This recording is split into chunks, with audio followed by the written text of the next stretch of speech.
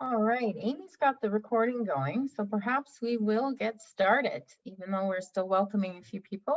We want to be respectful of time, and we never have quite enough time to spend with these awesome people that you're going to meet today. So welcome to the second Women for Nature Community of Practice webinar for 2021. This is going to be about building effective collaboration and partnerships, and what could be more relevant today for all of us than building resilient networks around ourselves. So this is really exciting. I'm Christy Pettit, CEO of Pollinate Networks. I'm really privileged to support the Women for Nature program through mentorship. I love surrounding myself with amazing women, and this is a really good shortcut to doing that. So I always really enjoy it. And speaking of amazing women, my co-moderator, Nora Livingston, is part of the mentorship steering committee and developed with another steering committee member, Laura Stadelman, our program for today. So, oops, sorry, knocked over my computer. Golf clap in advance for Nora and Lauren for getting that done for us today. It's going to be a fabulous program, and we have the privilege of welcoming our panelists. You can see here on the spotlight as well. Dr. Erin Jacob, Kelsey Scarfon, and Lindsay Telfer, who Nora will introduce in a moment. So as I mentioned, this is the second of 3 webinars. If you missed the first one, do jump onto the Pollinate platform, for which all of you should have your sign in and take a look at it. It was a great turnout and a really popular topic as well. Today's topic, building collaboration and partnership, actually is something that our mentees told us that they'd like to know more about. It was voted as one of the top areas they wanted to cover. So really glad to have the opportunity to talk to some folks with some deep insight into this area as we move forward today. And I want to turn it over to Nora now to introduce our panelists. So first of all, thank you to all of our sponsors, the Chakras Foundation, the Government of Canada, RW & Co, Women for Nature donors, of course, everyone at the Pollinate Network, also, of course, and just thank you for allowing us to use the opportunity to host these leadership series. I know it is awesome for me that that I get to be here and soak everything up. So I'm very happy that everyone gets to be here with me. It is my absolute pleasure to introduce all of our panelists. I know last time I really rushed through their bios, so I'm going to try to let everyone soak it in. So Dr. Erin Jacob has studied animal behavior, forest and coastal ecology, and conservation biology across British Columbia, Alaska, East Africa, and Central America for more than 15 years. She designs, conducts, and communicates applied research to inform Y2Y and partnership across the region, including species at risk, land use planning, the role of science and law and policy. Her postdoctoral research focused on social, economic, and environmental trade-offs associated with marine and coastal planning in BC. Erin is active in science communication and policy engagement and received the 2019 Early Career Conservation Award from the Society of Conservation Biology. Welcome, Dr. Erin. Kelsey Scarfon has a background in freshwater and conservation policy with a Master of Sustainability Science from Brock University. Kelsey has been working on water science engagement in Northern First Nations and advocating for Great Lakes protection and restoration on the national and provincial stage. She is an experienced advocate and believes strongly in the power of our communities, hold when we organize and take action to stand up for nature. Welcome, Kelsey. And Lindsay Telfer is the Manager of Knowledge Services for the Federation of Canadian Municipalities. She has over 10 years experience in environmental policy and sustainability consultation and has spent nearly a decade as a project director for Canadian Freshwater Alliance. She has a master's in environmental studies with a focus on environmental policies and food policy. Welcome, Lindsay. Welcome, everyone. Thank you. Thanks so much, Nora. Erin, Lindsay, and Kelsey, how awesome to have your expertise at the table with us here today. This is really, really exciting. I want to jump in because, again, there's never enough time. And so the format that we're going to use, participants, is we've actually got some questions for panelists based on you know, some thinking we did around what people were looking for from a webinar like this. So Nora and I are going to ask the panelists questions, and then we will have some time at the end to have your questions. So putting them in the chat would be a great way to participate in that. And then we are going to do some breakout rooms at the end so that you get some access to each other as well before we finish up. We also have, if you have any challenges, for sure, you can also send questions to our host, Amy, who is on board and doing the spotlighting, as well as making sure that everybody's having a smooth experience. So you can just look for Amy Strachan in the chat if you're having any challenges at all. We will be recording, as you would have figured out, because Zoom will tell you that now, apparently. So let me jump into the questions for discussion. And I'm gonna start with you, Erin, just because you happen to be to my right on the screen, on my particular screen. So can you describe a collaboration or partnership that you've been involved with, and one where you can tell us a bit about how the goals evolved, how it was organized, you know, what did it look like in terms of the people involvement and what results you were able to drive with it? Sure. So everyone, I work at an environmental NGO that is intensely collaborative. We work with more than 450 different groups across a huge part of Western North America. I'm so glad that you're all interested in this topic because it's crucially important. It's not something we're often taught. You know, I think most people are kind of flying by the seat of their pants. I am with this kind of stuff. You learn by doing, you make mistakes, you pick yourself up, you go forward. That's okay. The one that I thought I'd talk about is one that I started about 5 years ago. And at the time, and I think actually Lindsay was involved in a parallel process, maybe it was Kelsey, and it was about environmental law. And environmental laws are crucially important to protect the things that we love about this country, the things that help keep us healthy. And so this was about a law called impact assessment. And it's how people make decisions and plan things about industrial developments. Things like big mines, dams, pipelines, et cetera, all across the country. And so I was a postdoctoral fellow at the time. So I'd finished my PhD, was working in a research position. I was really concerned about this topic, being concerned about it for about 10 years. And particularly that science didn't play a very strong role in how we make those kind of decisions. And that puts all of us at risk. And it puts plants and animals, species across the country, water quality at risk. It's a big problem. And so at the time, this is a story about how a collaboration changes, goals change, things get big, and they get complicated. So at the time I thought, okay, folks, some friends, we should write a letter about this. And the federal government is interested in strengthening this problem. So we're gonna write a letter. And gee, maybe a few of us should write the letter. And it ended up being 2,000 young scientists signed this letter. That I was the lead on, and we went through a number of drafts that started out being, you know, we're really mad about this. Some stuff has to change, and then with a lot of feedback from people who are more senior and more seasoned, and often who are inside government, the tone shifted. So part of the collaboration here is reaching out to people who have different perspectives and get their advice. You don't always have to take that advice, but I think it's important to consider it. And then, so we sent this letter, we had a ton of media attention. You know, my bedroom was covered with notes all over the walls about what I should say on the radio. And again, that's about reaching out to people like, I'm doing this thing, I don't really know what I'm doing. Do you have any advice for me? Some people will say, no, can't help you. Some people will give you more advice than you can handle. You have to be able to evaluate those kind of things.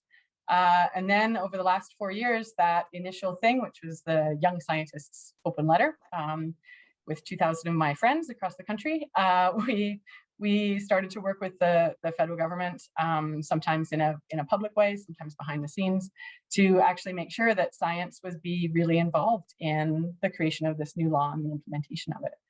So goals change, that's okay. Sometimes things get big and they can get a little bit intimidating. You can focus what you want to work on. So if it's getting too big and scary, that's okay. Work on one thing. You don't have to do it all by yourself. And the results were that there is now a stronger law that takes science into account more than it used to. Is it perfect? No. Am I entirely happy with it? No. But it's a lot better than it was. Fantastic. What a great story, Erin. How inspirational. Absolutely. in terms of the experiences you had, what would you say in terms of your own approach to collaboration would you call out as particularly effective? Because getting 2,000 people on board is amazing. And then no doubt managing the 2,000 people was something else again. Yeah, a big part of it is that you don't have to do it all by yourself. So there was a team of us. However, one person generally has to be the leader, and some of that is just experience. Some of that is how comfortable you are personally with being in the spotlight. And with people who are a lot younger, junior career stages, to me, they felt more vulnerable. So some of that is just discussion and planning ahead of time. What is your goal? And then can you refine it? Can you shrink it? Shrink it, be as specific as possible. Have clear milestones and ask if people are volunteering to help, give them something. You cannot do it all by yourself. So I think one of the reasons that with that and other things that I tend to be, well, sometimes I'm successful, sometimes I totally fail, crash and burn, is to let people take on sections. And it won't look the way that I would have done it. Their website design might be totally different. Their line in the media might be different, but you can't do it by yourself. Excellent. Thank you so much, Erin. Kelsey, can you attack the same question for us, please? Yeah, absolutely.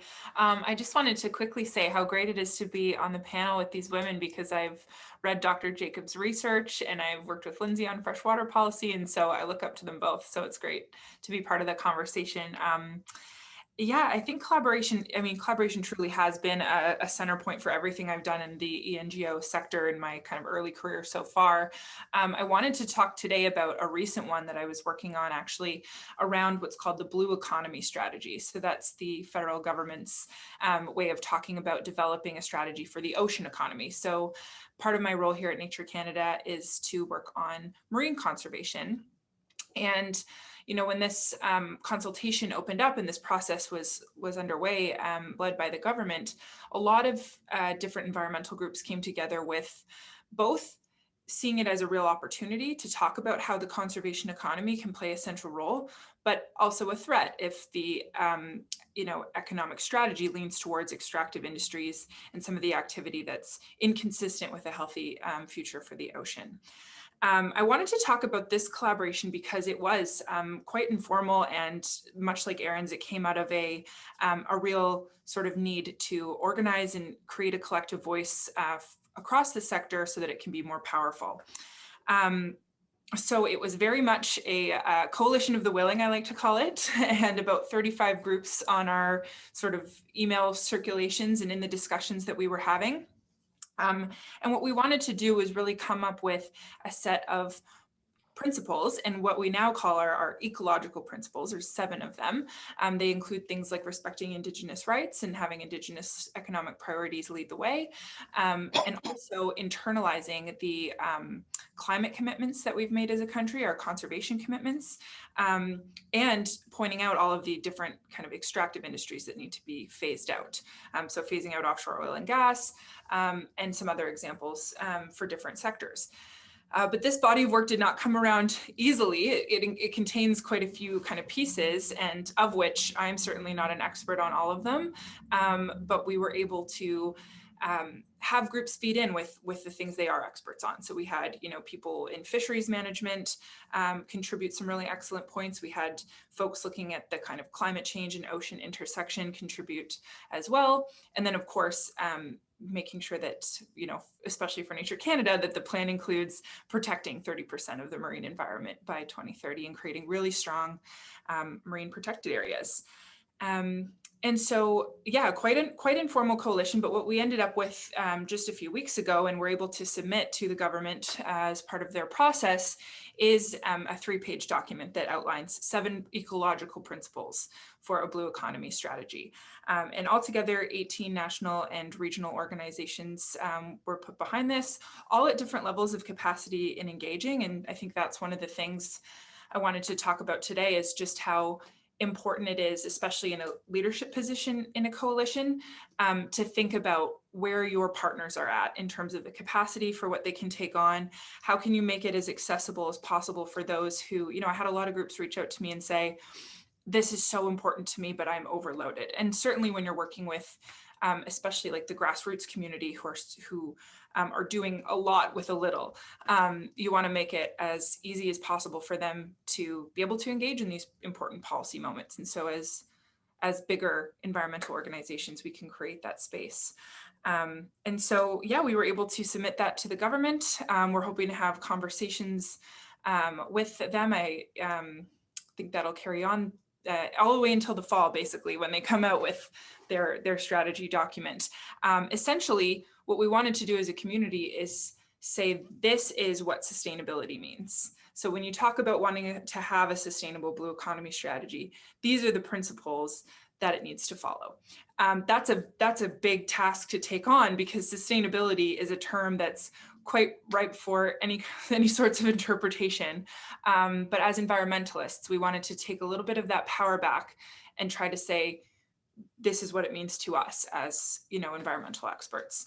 And so I don't know that we would have been able to get to a collective place if it weren't for, not just Nature Canada, but some really strong kind of collaborators coming in with their expertise.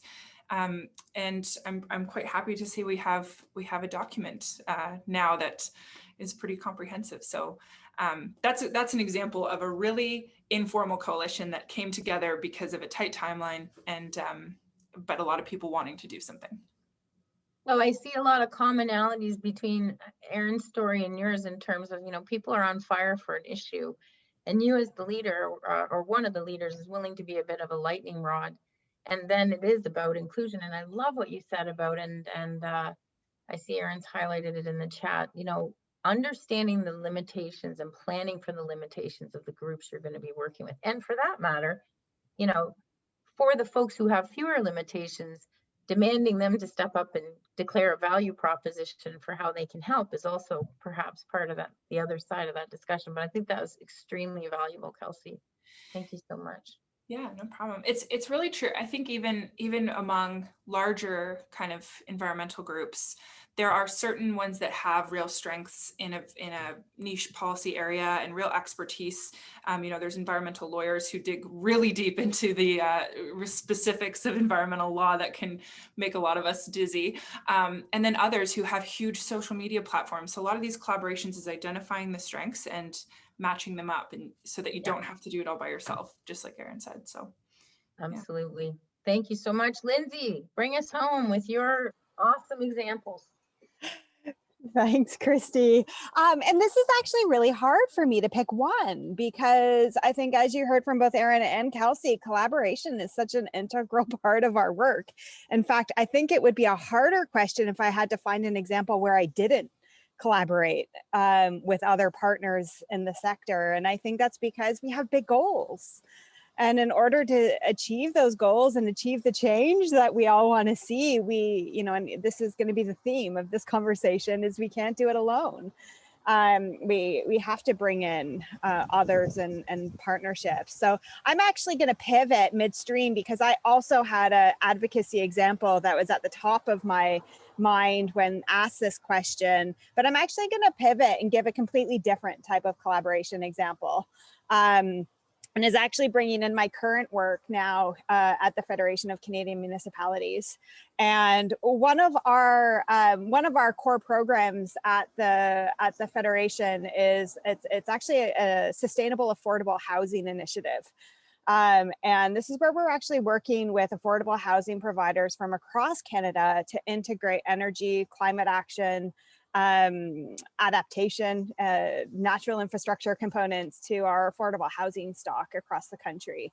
And in order to do that and roll out that program, we realized and had it through conversations, focus groups, needs assessments, we had determined that a lot of the affordable housing providers felt kind of overwhelmed when it came to integrating this kind of change in their building stock.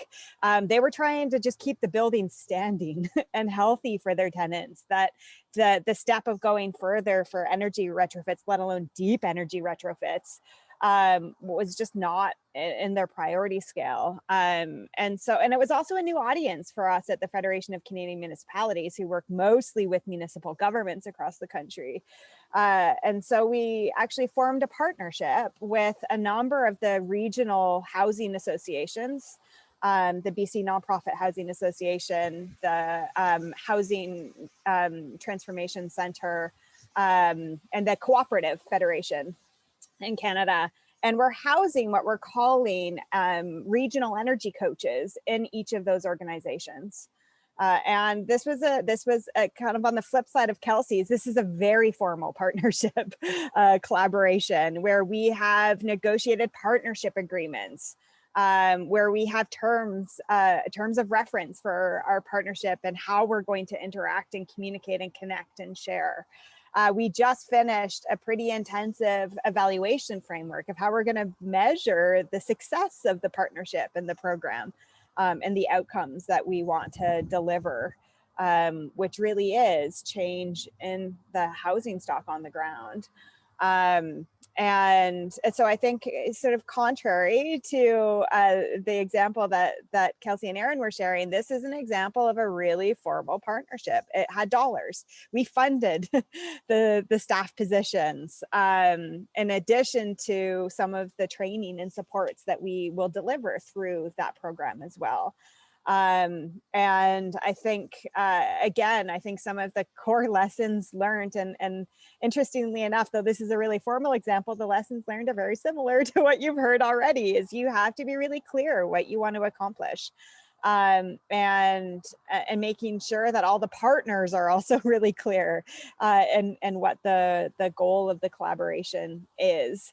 And in our case, I think it was, and actually I would say this is a lesson that I've learned over 20 years in the sector, is spending the time to draft some of those terms of reference and agreements are some of the, it's time well spent. It makes sure that people are all on the same page. And I have certainly, I mean, we could maybe have a question on failed collaborations, and I would say that it's communication is one of those biggest things, like breakdowns, a misalignment in what you think you were setting out to accomplish and what others maybe thought. And maybe I'll leave it at that, since I'm sure I'm over the 2-3 minute time. I think that brings it to a perfect close. I'm gonna pass it over to Nora to keep digging deeper into your wonderful experiences. Thank you.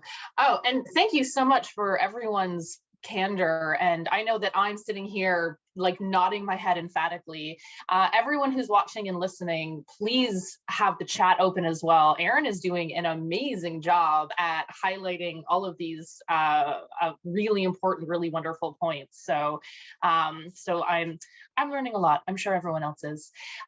So the next question we have is, what are 2 or 3 factors that you believe were most important in making a partnership successful? So we've kind of delved into that, but if you could just pinpoint, yes, this was amazing.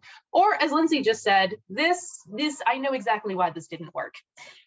So we will start with Kelsey. Oh, surprise.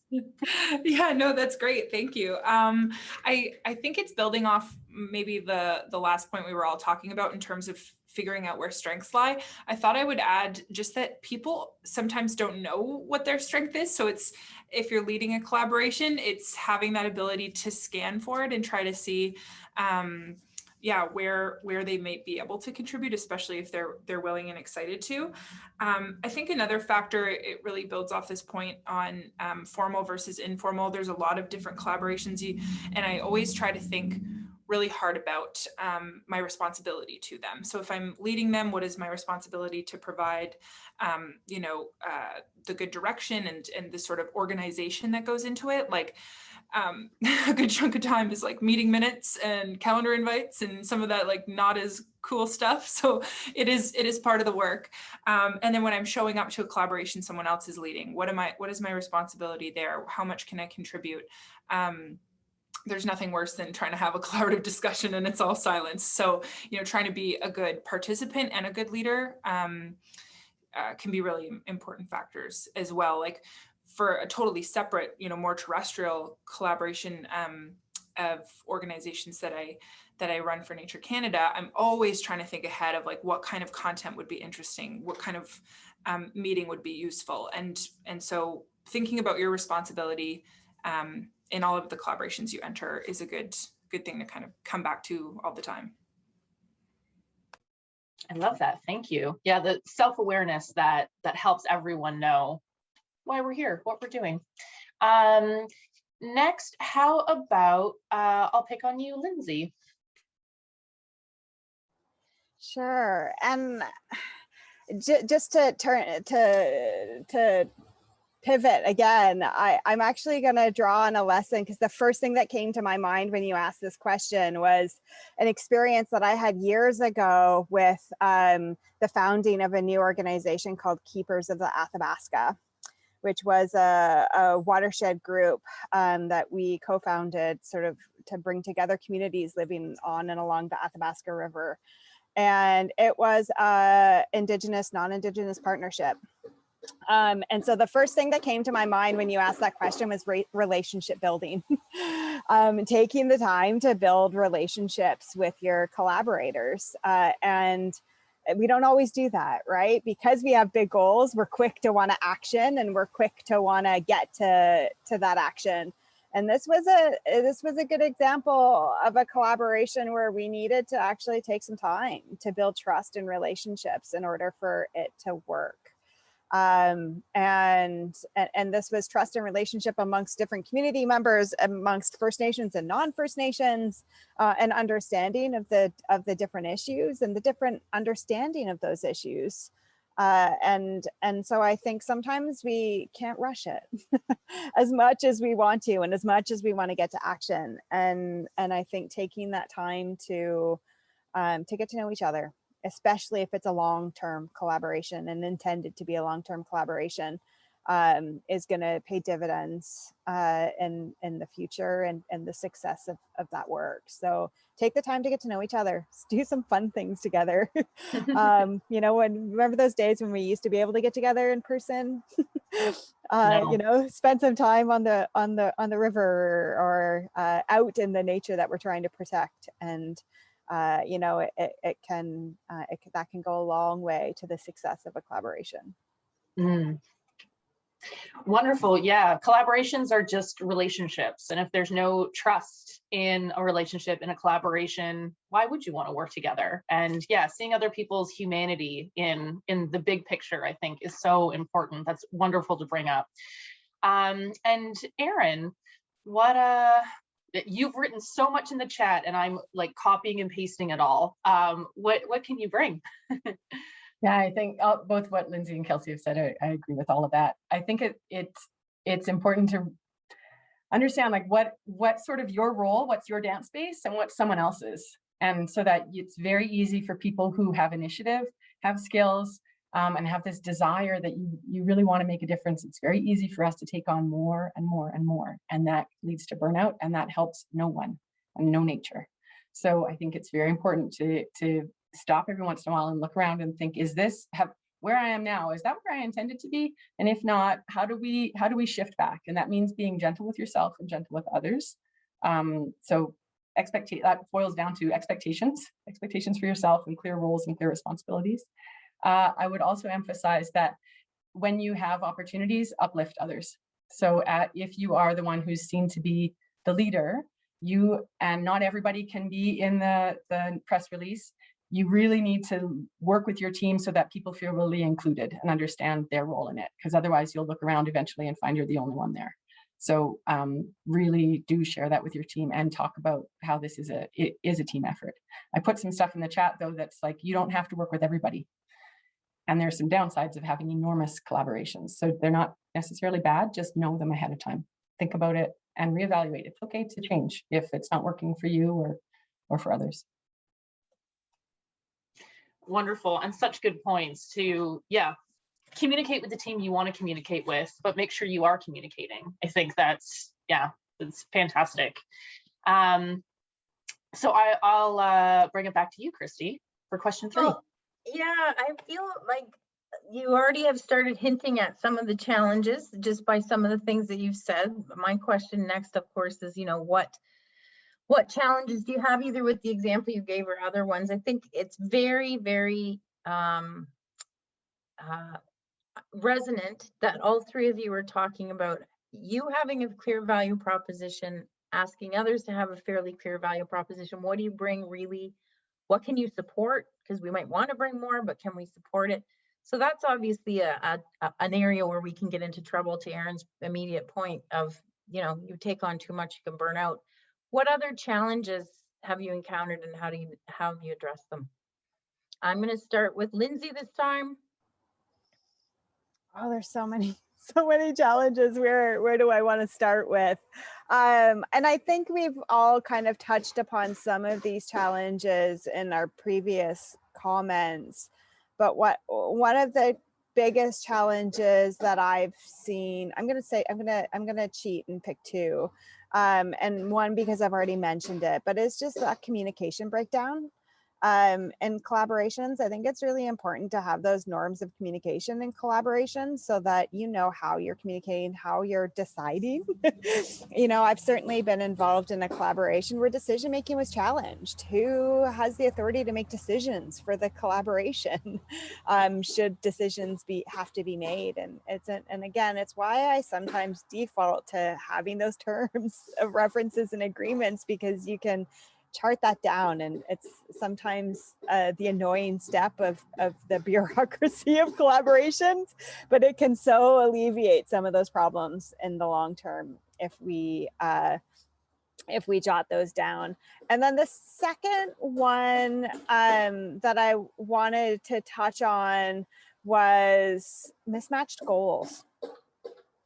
Sometimes people come to a collaboration because they think it's the place to be, not because they necessarily want to advance an action, or the action advance that we were intending to advance wasn't clear or was too big, so that it was like, it's almost like that big tent analogy there, and that you were talking about in the chat, that you create too big of a tent and everyone's kind of pushing the sides of the tent out in their own directions.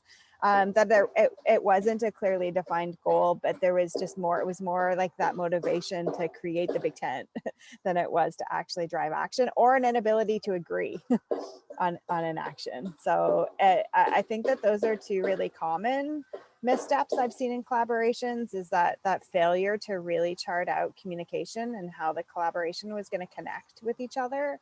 And if there is a leader, what are the constraints of that leader? What can they do and what can they not do on behalf of the collaboration?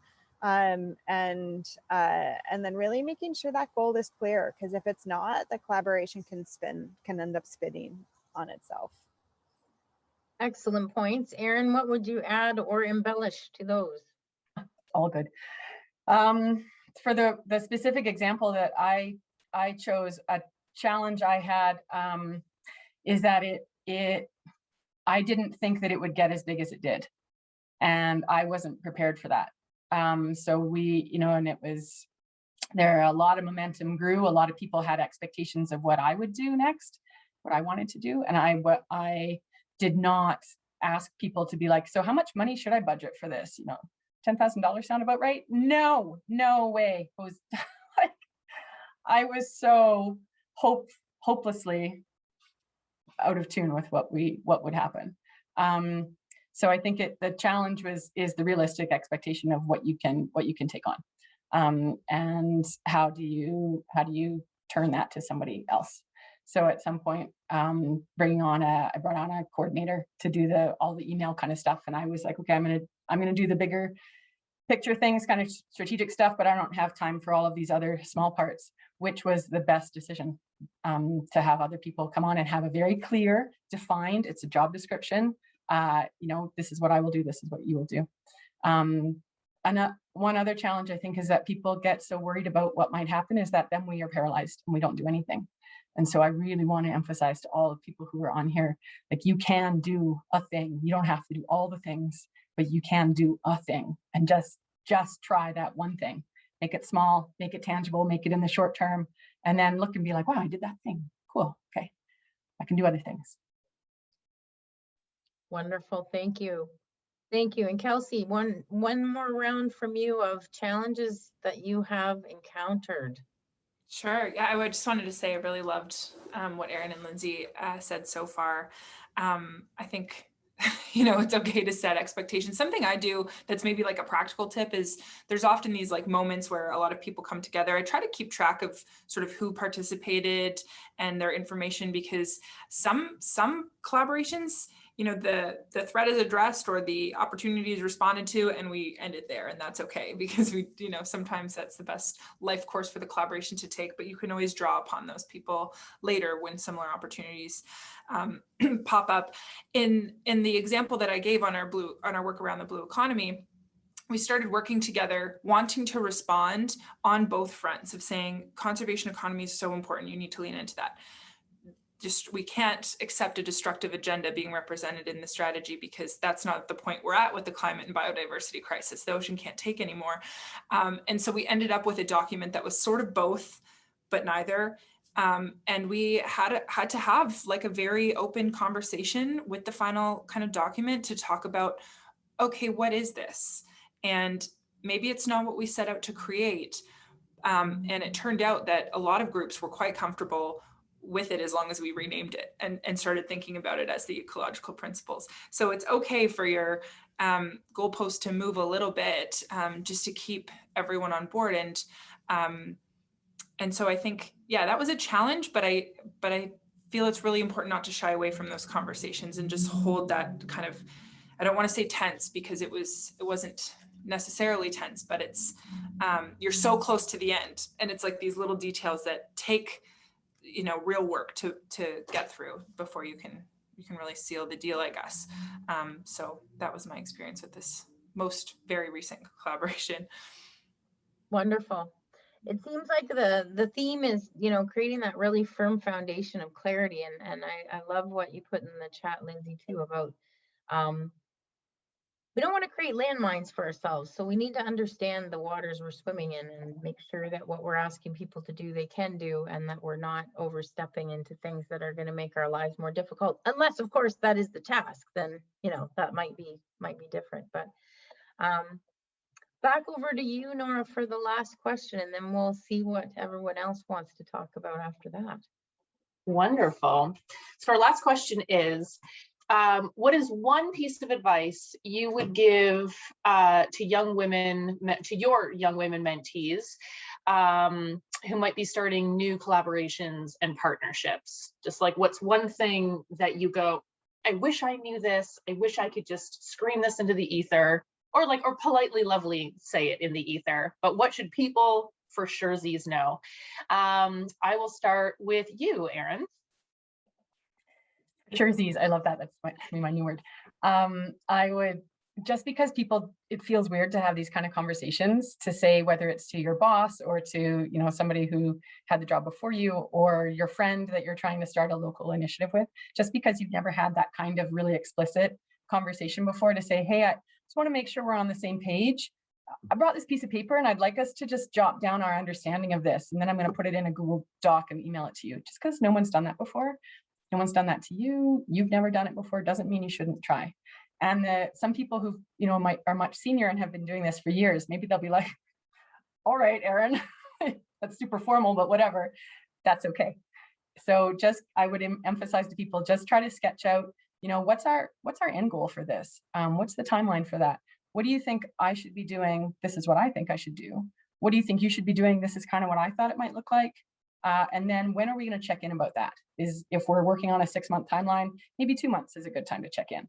If it's like, think about how fast you need the results, and then you've got to work back from when are we going to check in on this. So just because it feels weird to be a bit more formal, even for informal collaborations, I'd encourage people to try to do that. I'll put in some links to the chat for places you might look for resources of how to have those types of conversations. Erin, you are a dream. Thank you. Yeah, and I think it's so important to communicate. Even if it feels weird, it's going to be better to communicate at the start than at the end and go, oh, we're talking about different things. Lindsay, you are emphatically nodding, so I'm gonna ask you the same question. You're agreeing with me? Let's go.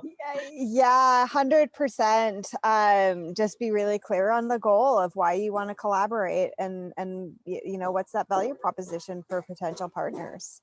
As long as you're super clear on that, then you're gonna, you know, then you're gonna be off to the races.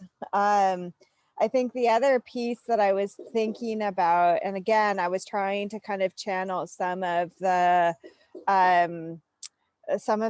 unsuccessful collaborative attempts that I've been involved in, and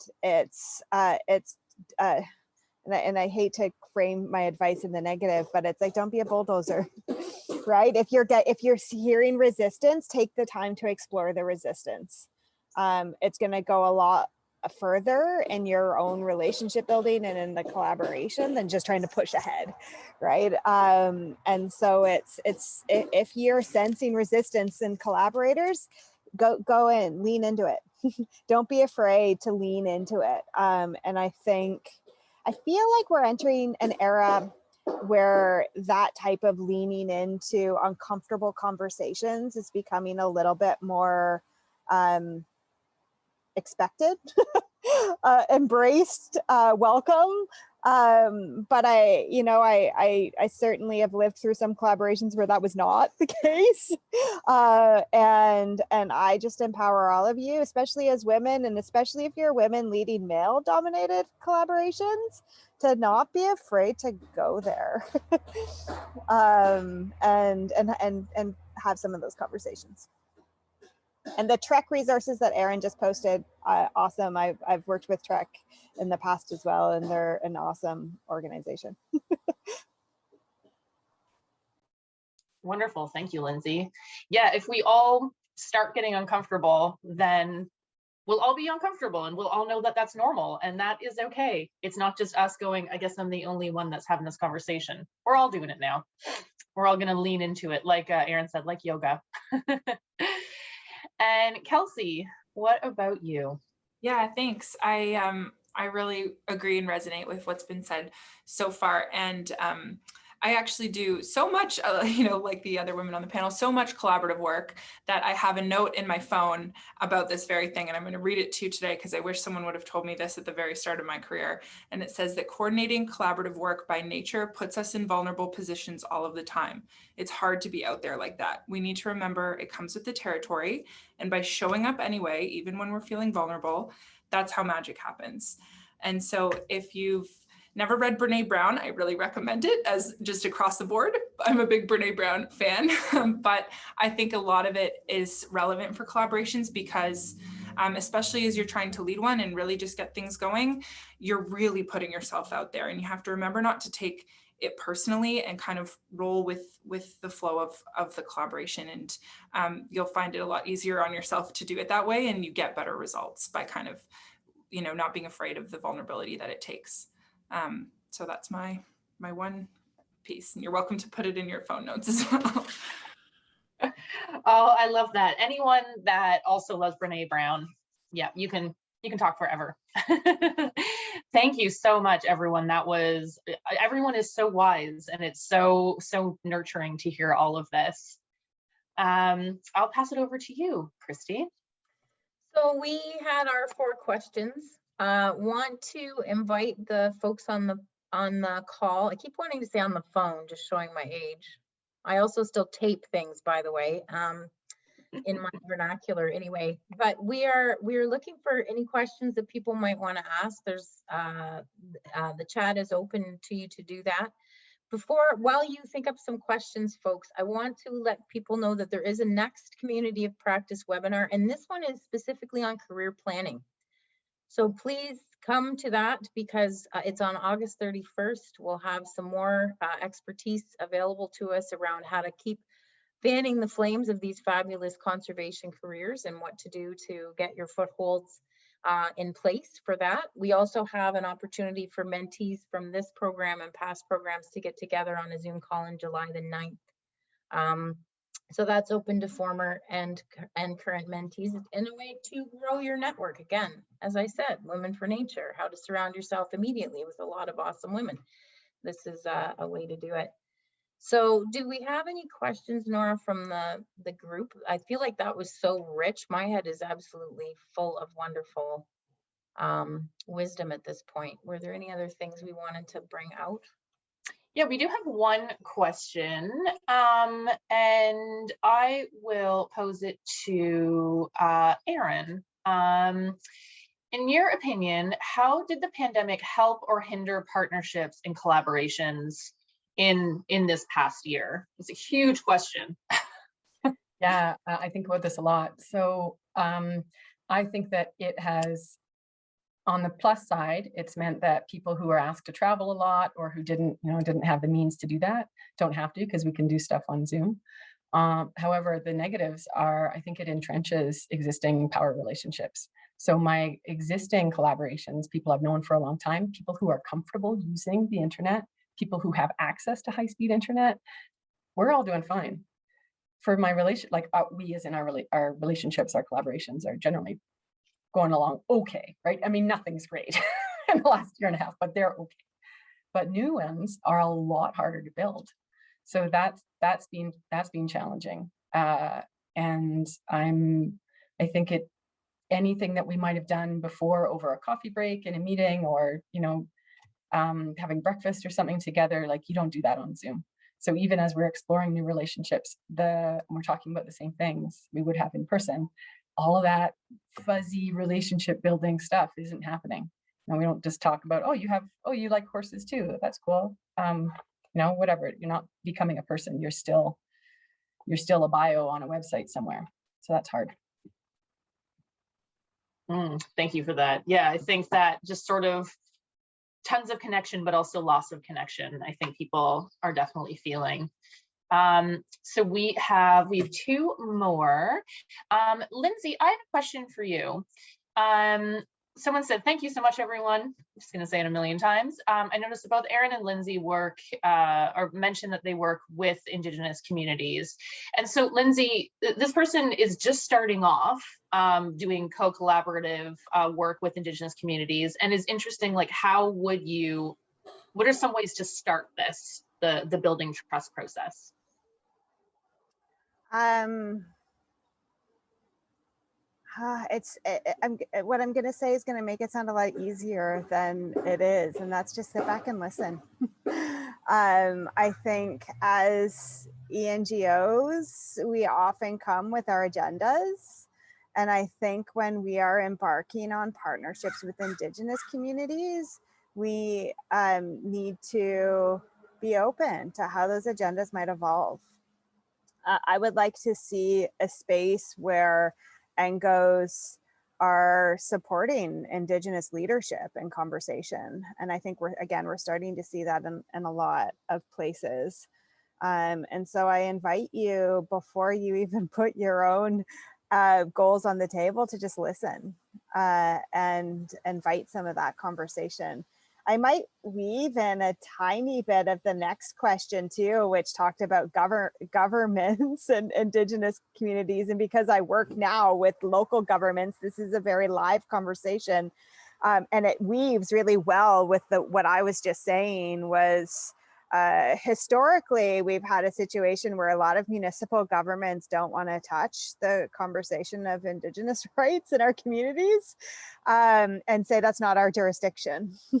And one of the conversations that we're inviting is, what role do municipalities have at advancing these conversations, and recognizing that all of our municipalities are on Indigenous lands, and how can municipalities actually start playing a more front of center role in those conversations. And so really it's actually one of the roles that we're doing right now is just inviting our municipalities to have that conversation and reflect and think and reach out to Indigenous. I mean, some municipalities don't connect at all with the Indigenous communities whose lands they're on. And so inviting some of that connection. So I really think it's a listening phase, especially early in an Indigenous, non-Indigenous partnership. Thank you, Lindsay. Yeah, thank you for the care in answering that. I think that's on a lot of people's hearts and minds, and yeah, to start off just by listening and building that trust, I think it's excellent. We have another question. I will throw it to you, Kelsey. Tips or thoughts on picking people or organizations to initiate a partnership with, especially in organization/person that is not directly in the realm of expertise. So really, like, what would be a big red flag or a green flag if you're just starting out a new partnership? Sure, great, yeah. Happy to answer. I thought I would just do a bit of an add-on to Lindsay's response to that really thoughtful question. Only because I think that that's, it's really great to hear about the work that's going on at FCM, and for organizations like Nature Canada, it's also about recognizing like we have quite a bit of power in the way that we've, you know, built a government relations program and trying to get access to those decision makers. And a lot of it and work that we're doing now is to think about how we practice allyship and really elbowing out that space. So we have that access, and it's not about us advocating, you know, putting, you know, our own words into what Indigenous communities want, but actually physically creating that space so that they can directly advocate to the people that we've had access to in the decision-making realm. So I just wanted to add that on. Approaching partnerships, maybe I'll start with red flags. You want to ensure that your goals are aligned, and especially look for skill sets that can complement one another. Like environmental law, I think, can be really helpful to a lot of partnerships that I've been a part of anyway. Kind of having that legal expertise is excellent. And then, you know, sometimes law associations or environmental lawyers don't have the supporter base or network, like, for example, Nature Canada with 100,000 people on our email list. So that pairing can be a really beautiful match. Where you may not want to tread into collaborations are where a group could have a certain set of interests. Frankly, I guess in our world of work, there could be a funding relationship that doesn't reflect your priorities. So there could be, you know, donations being made to an organization that don't align to your views on whether it be plastic or greenhouse gas emissions. So being really thoughtful in your research phase of finding groups, it's something to take a look at.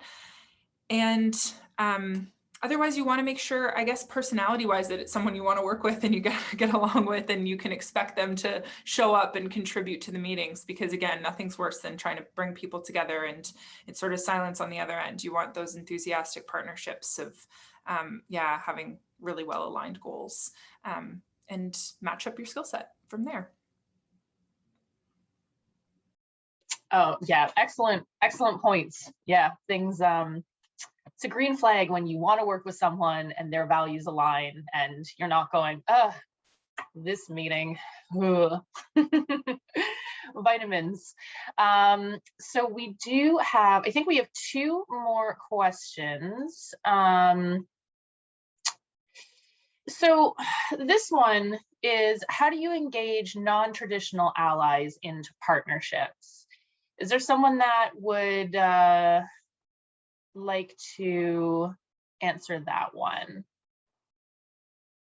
Erin, I'll pick on you. You did the thinking. Yeah, it's both hard and often necessary. But I would be conscious here. We want to be intentional in all this stuff. I think the one overarching thing is the intentionality. So who is the unlikely ally or the non-traditional partner? What does that mean? What is it about that group or that person or something about background which doesn't make you or people like you immediately think about working with them? And that will also bring with it some additional challenges, right? If you don't think the same way and we have so much fun working together, you're going to get a similar product. So just do give yourself the space to evaluate how that might go. I would do it partly by asking around within your existing network. Who are we not hearing from? Look, where do you get pushback? And that might be more applicable if you're in an NGO, like already in working with an organization, rather than like if you're a student. But where do you see people criticizing this, but they're criticizing with good intent? And how might their perspectives be brought in more? Do be aware though of how much time that can take up. You know, like I don't spend time on social media really interacting with detractors. You could spend your whole day doing that, arguing with people about climate change. They're not going to change. And unlike the climate, which is changing. So think about that a bit. But I would ask, like, I have a friend whose parent is comes from quite a different point of view, and they have had rich conversations about, you know, where are these like greeny tree huggers going off the rails, and I think that helps them to be more thoughtful. So even just within your existing networks, do be willing to have those kind of conversations. You're not going to change. You might not change the person's mind. That's okay. Remember, that wasn't your goal. Your goal is to explore it. Oh, wonderful. Thank you. Yeah. Thinking about our goals before conversations is good, rather than just arguing back and forth. So really quick, because we do want to get into the breakout rooms. We do have a question from someone that they work with volunteers on a variety of different collaborative projects. And of course, I think we all know maintaining volunteer networks is really challenging because people love to sign up to volunteer and then they love to not be around when volunteering can happen. So Lindsay, I struck a chord, so I'm going to ask you, how do you show ways of appreciating volunteers so you don't lose them? Oh, it's such a good question. And I think any of us who have done volunteer organizing are continuously looking to the answer for this question. But I'm actually going to rely on some data. We actually did some research at the Freshwater Alliance a few years ago on this very question. And the results were actually, I'm going to say surprising, although when I thought about it, it actually wasn't all that surprising. And that's, why do people volunteer? Right? Why do people volunteer? They don't volunteer to get a plaque or a certificate, or that they actually volunteer for social reasons. 9 times out of 10, people volunteer because they want to build community around an issue that they care about.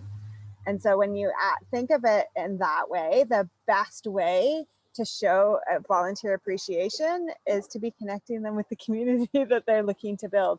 Every now and then you get a volunteer who doesn't want to engage with anybody and just wants to do work somewhere. That's great. We all have that job jar of things that we need done. But 9 times out of 10, people volunteer because they want to connect with other people and they want to build a community around an issue that they care about. And so the best way you can do that is help them build that community. And then they're going to keep coming back because that is where they're building a community around that. It's actually a very social purpose. And then I think also celebrating the small wins, because most of us in our sector are volunteering because we want to see some kind of change. And sometimes that change feels so far away that it's so important for us to celebrate those small wins together. Not only is that going to continue to build and foster the community that we're all wanting to build and is one of our motivating factors, but it also makes us feel good about the work that we're doing, and that recognition for the work that we're doing. So those are my easily said, not as easy to do on volunteer engagement. Oh, no, I love that. You know, treat people as you want to be treated, celebrate them, and bring them into community. And again, very easily said than done. So thank you so much, everyone, for answering these real quick fire questions. Christy, I think I'm going to pass it to you now. Thank you. And adding my thanks, such powerful lessons. For those of you who are mentees on the call, this is pure gold. I hope you've either been scribbling or you have full intent to go back and look at this stuff again on the platform. These are all things that I think all of us who are not in the mentee position this time would say that we wished we'd had earlier in our lives, to know to look up Brené Brown and do your own work, and to know that people often want to bite off more than what they can chew in our work with them, and it's not necessarily because they're evil, it's because it's our human nature to get excited and sign up for all kinds of things. So many beautiful smart things said today. Thank you, Amy. Amy's popped up the conversation will be here on our Nature Canada platform. You can jump on there and continue on. We do have a few minutes left, so we would love to, for those interested, separate into slightly smaller groups so that we can chat through current issues here, learning from people who weren't necessarily panelists, but no matter what place you're at, you will have learned some things about collaboration, and we'd like to hear those things as well. So I'm going to ask Amy to arbitrarily make us into some groups so that we can get a chance to talk to each other in smaller groups for those who are able to stay. Sure thing, all ready to go. How long would you like everyone to be? Why don't we make it 14 minutes or 13 minutes, Amy, and then that will give Nora a chance to just say some words in closing before we all jump off. All right, enjoy everybody. Hi, everybody. Welcome back. I hope that you all had a lovely time. I know the group that I talked with, we were saying that we listened, we took notes, we love everything. We're going to wake up tomorrow at 7 a.m. and be like, why didn't I ask this? To everyone who participated, to our panelists, like, deeply thank you so much for just the wise and kind and just wonderful words that you gave us, because I think that they're so important right now, and they're important through our whole careers. So yes, thank you for coming here and just giving us so much. And thank you in the future when our panelists contact you with their questions, and you're lovely to them, because I know that you all will be. Thank you for everyone. We hope that you did learn something new. You can practice this in your career, in volunteer work, in supporting your volunteers. Special thank you to everyone who's come back and sharing your experiences. We have so many emerging leaders in conservation and in nature, and it is wonderful to see everyone here wanting to work together. So thank you. Have a great afternoon. I will let you all go. I will stop gushing. We'll see everyone in August. Take care, everyone. Nora. Thank Everyone. you. Thanks, Thank you everyone. so much. Take care.